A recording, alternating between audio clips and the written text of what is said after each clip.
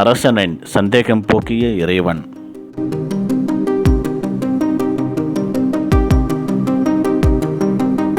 ஒரு நாட்டு அரசன் தன்னுடைய நாட்டை மிகச்சிறப்பாக வழிநடத்தி வந்தான். நல்லாட்சி செய்து வந்த அந்த மன்னர் ஒரு நாள் தன்னுடைய கொல்லைப்புறத்தில் ஒரு ஓலைச்சுவடியை கண்டெடுத்தான்.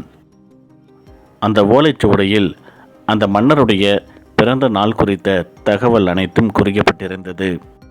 இதை பார்த்த அந்த மன்னர் தன்னுடைய அமைச்சரை அழைத்தார். நாளை காலை நம்முடைய நாட்டில் இருக்கக்கூடிய அனைத்து அறிஞர்கள் மற்றும் முனிவர்கள் அனைவரும் இங்கு ஒன்று கூட வேண்டும், ஏற்பாடு செய்யுங்கள் என்று கூறினார். அடுத்த நாள் காலையில் அந்த அரண்மனை முழுவதும் அறிஞர்களும் முனிவர்களும் நிரம்பி வழிந்தனர். மன்னர் அவர்களை பார்த்து தன்னுடைய கேள்வியை கேட்டார். நேற்று முன்தினம் நான் கொல்லைப்புறத்தில் இந்த ஓலைச்சுவடியை கண்டெடுத்தேன். இந்த ஓலைச்சுவடியில் என்னுடைய பிறந்த நாள் குறித்த தகவல்கள் இடம்பெற்றுள்ளன. இதே பிறந்த நாளில் இதே நட்சத்திரம் கொண்ட அநேகர் இந்த நாட்டில் இருக்கலாம். அவர்களும் ஏன் மன்னராகவில்லை என்பதே என்னுடைய கேள்வி. இந்த சந்தேகத்தை நீங்கள்தான் தீர்த்து வைக்க வேண்டும் என்று கூறினார். அங்கிருந்த அறிஞர் பெருமக்கள் அனைவரும் ஆளுக்கு ஒரு பதிலை கூறினார்கள். எந்த பதிலும் மன்னருக்கு திருப்திகரமாக இல்லை. இறுதியாக அங்கிருந்த ஒரு முனிவர் கூறினார், மன்னா, இந்த கேள்விக்கு விடை கிடைக்க வேண்டும் என்றால் நீங்கள் உங்கள் குலதெய்வ கோயிலுக்கு சென்று இறைவனிடம்தான் இந்த கேள்வியை கேட்க வேண்டும். அங்குதான் உங்களுக்கு பதில் கிடைக்கும் என்று கூறினார். மறுநாள் காலையில் தன்னுடைய படை வீரர்களை அழைத்து கொண்டு மன்னர் அந்த குலதெய்வ கோவிலுக்கு சென்றார். இறைவனை வழிபட்டுவிட்டு தன்னுடைய கேள்வியை எழுப்பினார். இறைவன் அந்த மன்னருக்கு காட்சி கொடுத்தார். உன்னுடைய கேள்விக்கு பதில் நான் கூற தயாராக இருக்கின்றேன். இங்கிருந்து காட்டிற்குள் 5 கிலோமீட்டர் நீ நடைபயணம் செய்தால் அங்கு ஒரு ஏழை இருப்பான். அவனிடம் சென்று இந்த கேள்வியை கேட்டால் உனக்கு பதில் கிடைக்கும் என்று கூறி இறைவன் மறைந்தார். இறைவன் கூறியபடியே அந்த மன்னர் காட்டிற்குள் 5 கிலோமீட்டர் உள்ளே சென்றார். அங்கு ஒரு ஏழை களிமண்ணை உணவாக உண்டு கொண்டிருந்தான். அவனிடம் அதே கேள்வியை கேட்டார். என்னிடம் இந்த கேள்விக்கு பதில் இல்லை. இன்னும் 2 கிலோமீட்டர் நீங்கள் உள்ளே சென்றால் அங்கு ஒருவன் இருப்பான். அவனை பார்த்து கேளுங்கள், அவன் உங்களுக்கு பதில் கூறுவான் என்று கூறிவிட்டு அந்த ஏழை சென்று விட்டான். மன்னர் அங்கிருந்து மீண்டும் 2 கிலோமீட்டர் நடந்து சென்றார். அங்கு ஒருவன் நோய்வாய்ப்பட்டு காணப்பட்டான்.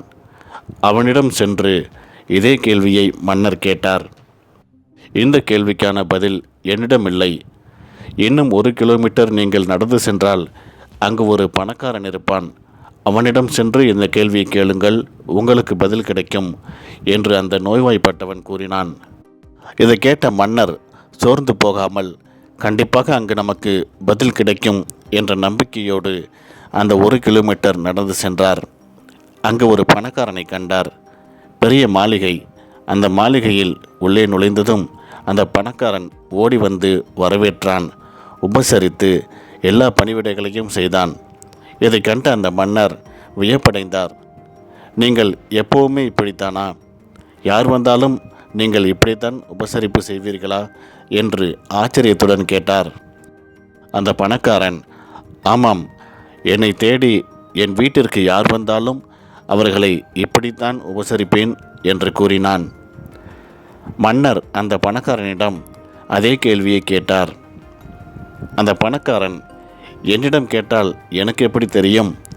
இதற்கான பதிலை நீங்கள் இறைவனிடம்தானே கேட்க வேண்டும் என்று கூறினான். இதை கேட்டதும் மன்னர் ஏமாற்றமடைந்தார். மீண்டும் சோர்ந்தவராய் அந்த கோவிலுக்கே திரும்பி வந்தார். இறைவன் மன்னரின் வருகைக்காக காத்து கொண்டிருந்தார். இறைவன் மன்னரை பார்த்து கூறினார், உன்னுடைய கேள்விக்கு பதில் கிடைக்க வேண்டிய நேரம் வந்துவிட்டது. அந்த 3 நபர்களும் ஒன்றாக நடந்து சென்று கொண்டிருந்தார்கள். அப்பொழுது ஒருவன் பசிக்கிறது என்று அவர்களிடம் உணவு கேட்டான்.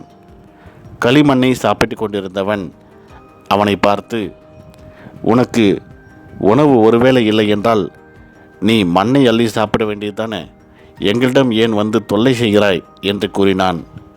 அதன் பயனைத்தான் அவன் இப்பொழுது அனுபவித்து கொண்டிருக்கிறான்.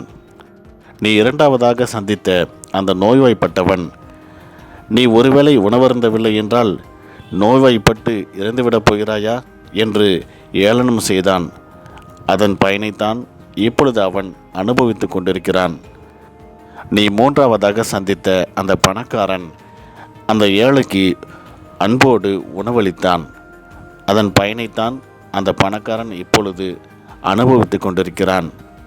ஒருவனின் வாழ்க்கை என்பது அவன் பிறந்த நாள், நட்சத்திரம், ராசி பலனை கொண்டு தீர்மானிக்கப்படுவதல்ல.